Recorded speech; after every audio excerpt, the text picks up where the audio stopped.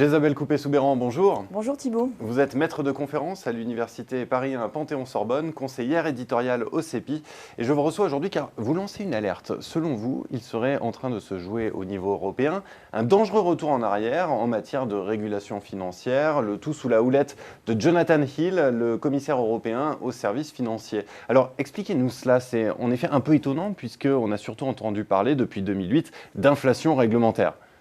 Cette expression d'inflation réglementaire que vous reprenez, c'est une expression qui appartient à la rhétorique du lobby bancaire. Elle vise à persuader les gouvernants, les médias et l'opinion publique qu'il y a eu un excès de réglementation bancaire ces dernières années. Or, ce n'est pas le cas. Mais si vous le permettez, il y a quand même eu un certain nombre de réformes, là c'est un fait. Oui, c'est vrai. Il y a eu des réformes pour exiger des banques une structure financière plus solide, alors plus de fonds propres, plus de ressources stables, des réformes pour que les banques soient mieux parées qu'auparavant face à une crise d'illiquidité.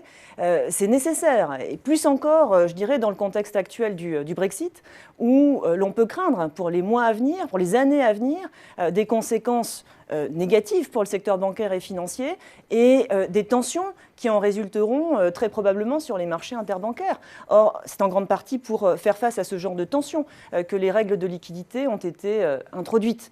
Alors, il y a aussi eu des réformes pour réorganiser la supervision avec l'union bancaire en Europe. Et puis, je n'oublie pas les dispositifs de résolution des difficultés bancaires qui impliquent beaucoup plus qu'auparavant les créanciers des banques tout en respectant la garantie des dépôts. Mais tout cela était-il vraiment indispensable ? Rien n'est de trop dans tout ce que je viens d'énoncer. Tout est nécessaire et sans doute pas suffisant, même si ça va dans la bonne direction. Et de mon point de vue, laisser penser qu'il y a eu une accumulation de règles inutiles qui empêcherait la reprise et freinerait la croissance est d'une absolue mauvaise foi. Or, le 17 mai dernier, quand Jonathan Hill, qui était encore le commissaire européen aux services financiers, a déclaré à la Commission européenne qu'il comprenait le besoin d'une période de calme législatif, qu'il était temps de faire le point, de vérifier si nous pourrions atteindre les mêmes objectifs de régulation d'une façon plus favorable à la croissance, eh bien c'est cette mauvaise foi qu'il a choisi d'épouser. Mais quand même, pardonnez-moi d'insister, mais les banques se plaignent de l'inflation réglementaire qui les empêche d'exercer d'autres activités, dont celles qui pourraient effectivement financer l'économie réelle. Et puis, elles pâtissent aujourd'hui des taux bas. Alors, est-ce que ce relâchement, finalement, il n'est pas assez légitime ? La faible contribution des banques au financement de l'économie, la part faible des crédits aux investissements des entreprises dans le bilan des grandes banques, c'est 10% tout au plus, n'a rien à voir avec ces réformes. Cela ne date pas des accords de Bâle III et de leur transposition dans la directive européenne CRD4. En revanche, cela a à voir avec le changement de modèle d'activité des banques qui s'est opéré dans les années 90-2000, qui a consisté à développer de plus en plus d'activités de marché spéculatives et de court terme.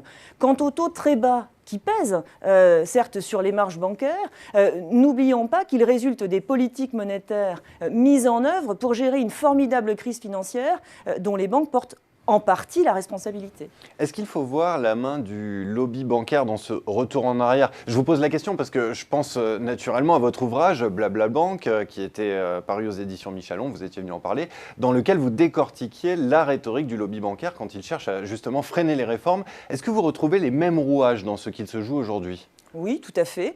Dans Blabla Bank, effectivement, je dénonçais le statu quo organisé par le lobby bancaire et sa capacité à opérer une véritable capture des gouvernants et des régulateurs avec cette rhétorique réactionnaire qu'il manie si bien et qui consiste à marteler soit que les réformes sont contre-productives, qu'elles ont des effets pervers, soit qu'elles ne servent à rien et que le régulateur passe son temps à faire semblant mais qu'en fait il ne peut rien, soit encore qu'elles cassent la croissance et empêchent la reprise. Et quand vous entendez Jonathan Hill aujourd'hui, vous retrouvez exactement ces ressorts-là ? Oui, de manière certes très à droite. Il conclut son discours du 17 mai en disant « La stabilité financière est un préalable à la croissance, mais pour le moment, la plus grande menace pour la stabilité, c'est le manque de croissance. » Et donc, en substance, eh bien, pour retrouver la croissance, relâchons la bride du secteur bancaire et financier. On appréciera la subtilité. On retrouve bien, si vous voulez, cet argument habilement dissimulé selon lequel la stabilité met en péril la croissance. Et alors, que répondre à ces arguments ? Il me semble que Jonathan Hill est en retard d'une bonne trentaine d'années.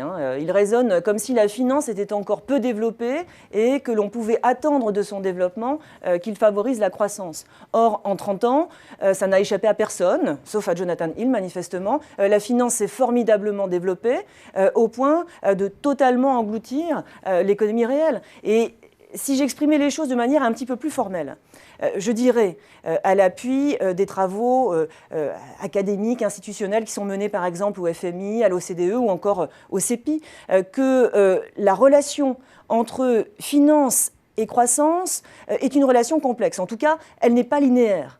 Et cette relation, si vous voulez, elle prend plutôt la forme en fait, d'une courbe en cloche. D'accord ? Alors, quand la finance est assez peu développée, eh bien, certes, son essor profite à la croissance. On est en gros dans la partie ascendante de la courbe. Au-delà d'un certain seuil, ce n'est plus le cas. La courbe décroît et la finance ne sert plus la croissance. Et aujourd'hui, où est-ce que nous nous situons dans cette courbe ? Très clairement, dans nos économies ultra-financiarisées, où le secteur bancaire et financier est hypertrophié, où les banques sont devenues de véritables mastodontes qui font peser un formidable risque systémique, on se situe dans la partie décroissante de la courbe. La finance ne sert plus la croissance, elle la dessert au contraire. Et c'est en réduisant les excès et les dérives de la finance, en l'encadrant beaucoup plus strictement, que l'on parviendra à se redonner la possibilité d'une croissance soutenable. Alors, quel danger lié à ce retour en arrière en matière de régulation que vous soulignez peut-on redouter aujourd'hui ? À l'heure où l'incertitude s'élève de plusieurs crans avec le Brexit, des tensions inévitablement vont apparaître, elles apparaissent déjà sur les marchés d'échange, sur les marchés boursiers, sur les marchés dérivés, et ce sont autant de catalyseurs possibles d'une nouvelle crise financière. Or, on ne s'est pas encore donné les moyens ni de prévenir les crises bancaires et financières, ni de les traverser sans conséquences désastreuses pour nos économies.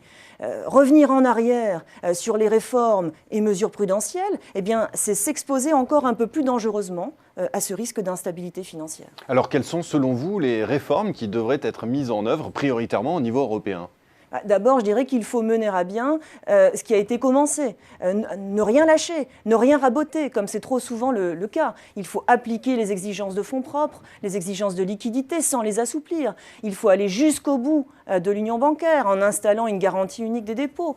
Il faut faire en sorte aussi que le bail-in, cette mise à contribution des créanciers, devienne opérationnel et fonctionne correctement, même pour les grands établissements. Et en ce qui concerne les chantiers à ouvrir ?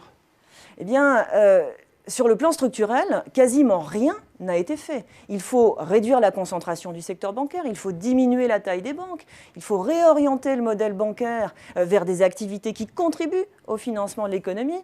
Il faudrait aussi mettre en place la fameuse taxation européenne des transactions financières. Alors, non pas sans doute parce que c'est un bon instrument de régulation, mais plutôt parce que c'est une manne budgétaire qui permettra notamment d'améliorer le budget de fonctionnement des dispositifs de supervision. Mais alors, comment est-ce qu'on fait pour que ces réformes ne soient pas bloquées par le lobby bancaire qui use très bien de sa rhétorique ? Là, il faut résister à son discours réactionnaire. Il ne faut plus l'écouter avec autant de crédulité. Et pour cela, eh bien, il faut que chaque citoyen apprenne à décrypter ce discours et exige de nos gouvernants, en quelque sorte, qu'ils s'attachent aux mains et refusent d'écouter le chant des sirènes. Alors la bonne nouvelle dans cet océan d'incertitude, si vous me permettez de continuer à filer un peu la métaphore, c'est que cela va se faire très vraisemblablement sans Jonathan Hill, puisque c'est l'une des premières conséquences du Brexit. Le fervent défenseur de la City va devoir quitter son poste de commissaire en charge des services financiers. Alors de quoi peut-être rebattre les cartes de la régulation financière en Europe. Every cloud has a silver lining, comme disent les Anglais. Je trouve ça assez poétique. Eh bien, c'est sur cette note de poésie qu'on va terminer cette interview. Merci, Isabelle Coupé-Soubeyran. Merci à vous.